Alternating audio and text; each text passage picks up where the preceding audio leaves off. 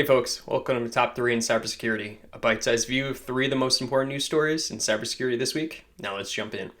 Coming in at number 1 this week, a flaw in Google's OAuth sign-in with Google feature lets hackers access your abandoned SaaS accounts. Researchers from Truffle Security found that if someone buys the domain of a dead startup, they can recreate old employee emails and sneak into platforms like Slack, Zoom, and even some HR systems. So Google brushed this off, but after some public shaming and a nice $1,337 bounty, nice, they reopened the case. The kicker, though, it's still not fixed. Google suggests best practices like properly closing domains because, people should anticipate a company getting hacked years after they quit the company. But meanwhile, about 90% of these startups fail, and unfortunately, this is leaving behind millions of exposed accounts ripe for abuse. So, really kind of clumsy and ugly one there.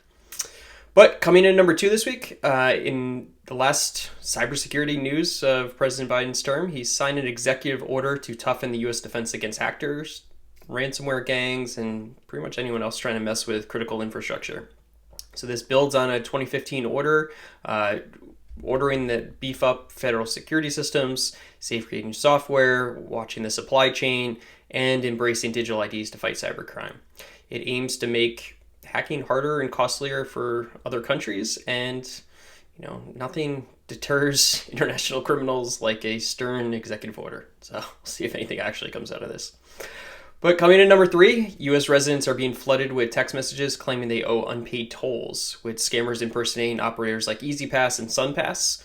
These phishing attempts aim to steal payment info and authentication codes, ultimately giving criminals access to victims' money. The scams coincide with new phishing tools that create convincing fake toll websites designed to look legit on mobile devices, and reports of these attacks have surfaced in multiple states. Now, experts warn that these phishing campaigns have evolved, so now using platforms like iMessage and RCS to bypass spam filters. And if you get one of these, don't click any links, just delete it. And to help stop some of these scammers, consider reporting the message and website details to FBI's complaint center. So watch for any weird links in your text messages. Just don't ever click those.